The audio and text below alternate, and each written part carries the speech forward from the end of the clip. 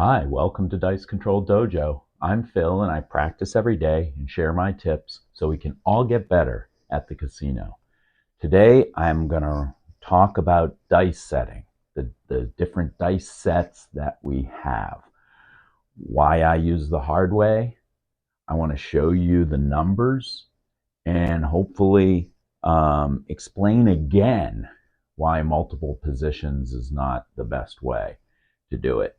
And I want to talk to you that in aspects of dice setting. So here we go. So I'm on day 3 of my 360 throws. Another 36 today. I'm going to show you that up in the corner on what I did today. And I'm getting super excited. My first 2 days, I've been very happy, and I'm jinxing myself. So I got to make sure that I'm consistently practicing deliberate practice even as we're getting close.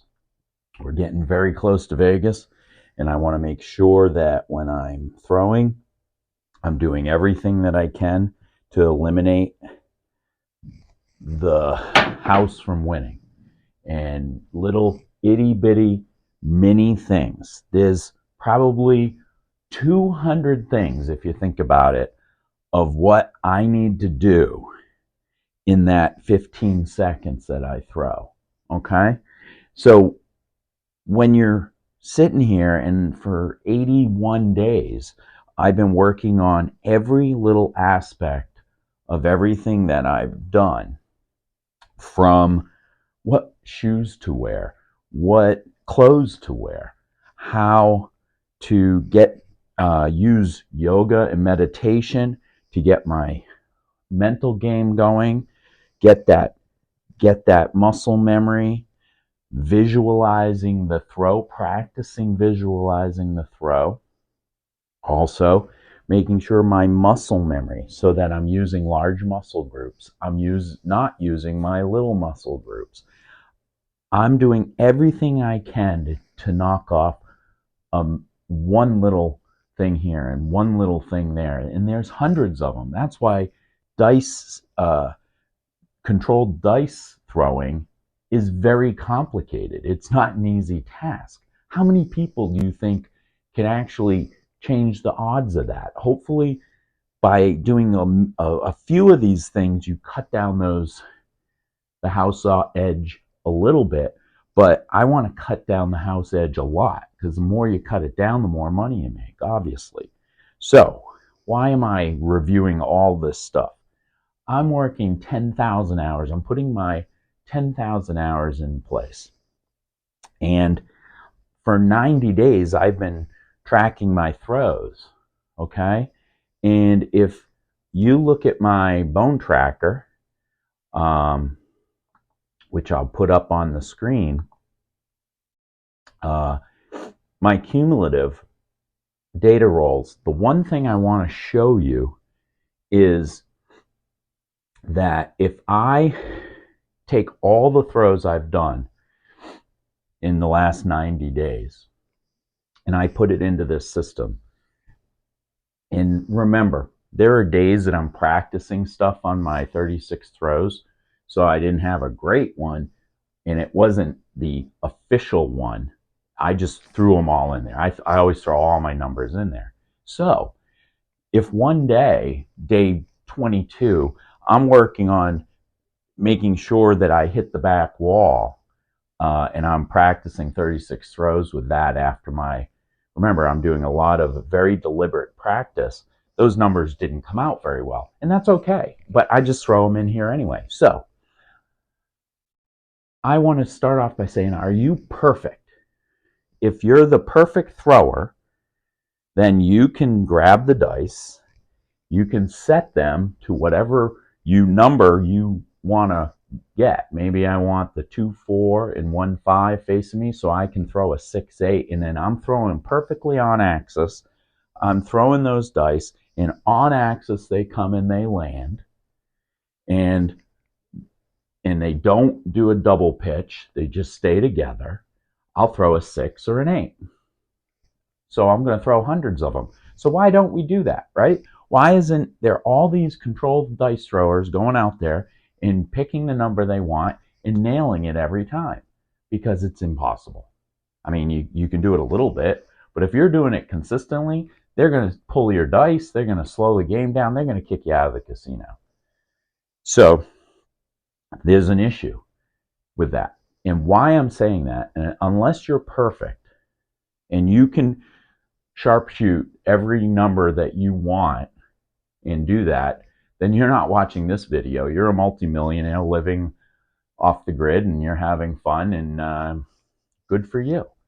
But if you're like me and I'm not consistently throwing on axis, I'd like to, but my numbers don't prove that. On the 90 days, throwing with the ones that I've been throwing since Christmas, when I was really getting into gear, my SRR, and remember, SRR is just an arbitrary number. How you're throwing, and are you throwing a lot of box numbers, and that's important. So I'm just using this as a guide because that's what everybody's using right now. My SRR, just for the last bunch, has been 7.26. And that's with me setting the Hardways with the 3s at the top and the 5s facing. There's a reason I do that. The Hardways, when I throw and those dice land and I see a 4 and a 6, I know that the 6 is green. It was the left-hand dice is off axis. One off axis and one was on axis. I can see that in 2 seconds. If I'm doing the 2-4-1-5, unless I'm throwing 10,000 throws, I got to think of what was on axis, what was off axis, especially at a casino when both dice are the same color. So it's almost harder to figure out which one you're doing. So why I say that is, why would you throw that if you're like, was one off axis, was both off axis? Let's see, I'll convert to 2. And that first one, that's off axis. So now I'm thinking, and we talked about this, no thinking at the casino. Muscle memory, get your throw and throw it, okay? So, a lot of preaching today, and I'm sorry. Why I use the Hardway? 2 reasons. One, I can tell instantly which one's off axis at the end of the table, and then I can think, okay, did I throw, do I have to make sure my ledge is right? Did my right hand just relax, get back to basics, blah, blah, blah. But the other reason is my SRR. So I'm at 7.28 for the whole 90 days so far. And when I transpose it to all the other ones, all the other combinations, the mini V, the flying V, the cross 6s, the Hardways, my 2-4-1-5 I used to use, my best, the one that is the better than all of that, there's only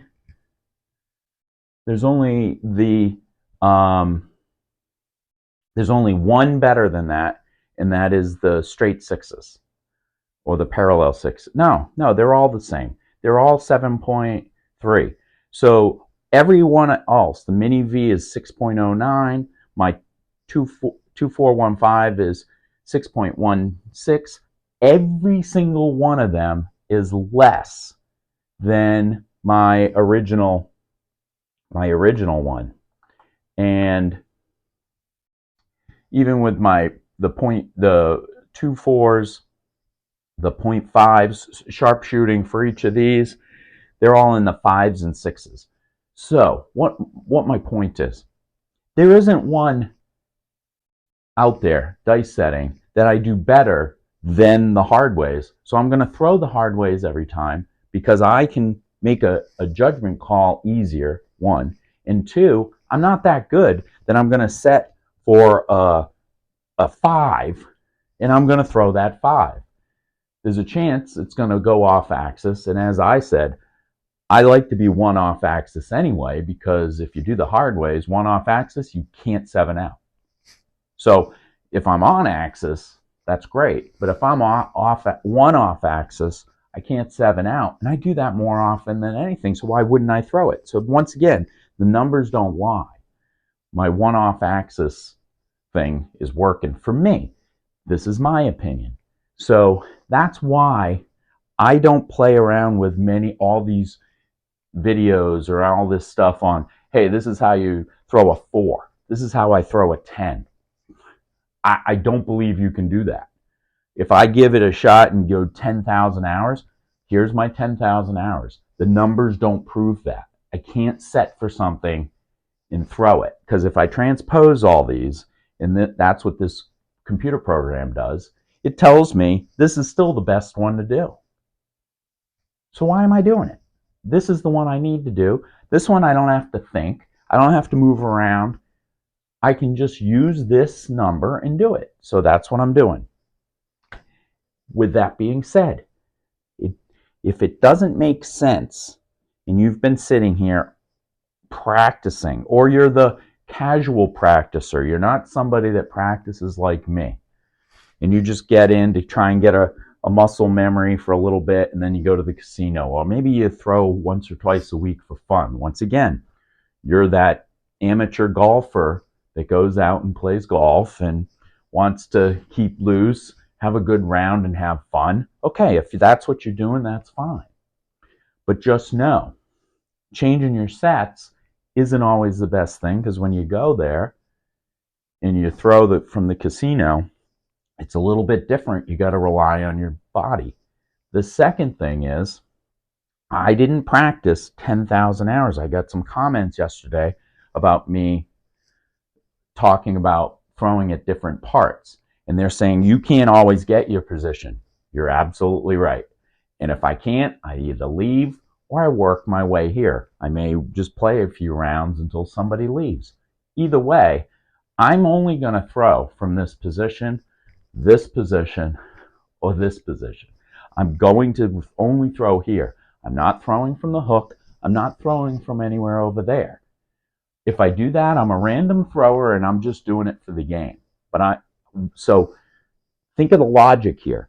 I'm not going to change my dice set to try and get a 10, because the numbers don't work. The numbers don't work changing your plan if you're in the hook or the other throwing there. It's just as bad.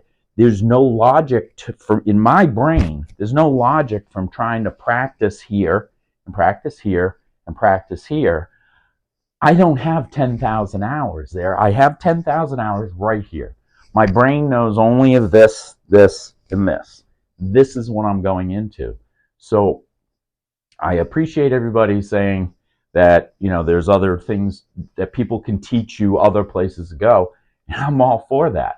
But if I'm going to practice from the hook, I'm going to throw from the hook every time, and I'm going to make sure my muscle memory and my mental memory is exactly on cue.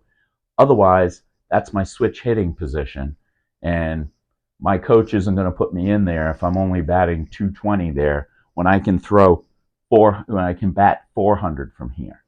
So I hope that helped. Really aggressive video today. I didn't mean it to be. I just want to make sure that you understand how important it is to what I practice is what I'm bringing to the table. I'm not going to come here and disappoint the craps crew by me throwing from the hook, or changing my set or changing where I'm throwing because this position wasn't available. I'm not going to set for the 8 because those guys know I don't do that. It doesn't make sense statistically when we're only trying to beat the house edge by 2%. Statistically, I'm not going to change my set because the numbers don't lie. So join me tomorrow where we're going to talk about hand issues. When I get to the casino, sometimes I'm nervous. I don't want to disappoint my friends. Sometimes I'm sweaty. Sometimes I'm a little shaken. What can you do to calm down? We'll talk about that, and we'll talk about how, when you get to that table, how you can relax and make sure your hands aren't shaky or sweaty. So join me tomorrow, and as always, no matter what dice set you do, no matter what position you're throwing from, the best betting strategy is to practice 10,000 hours and prove that you can throw for a long, long time.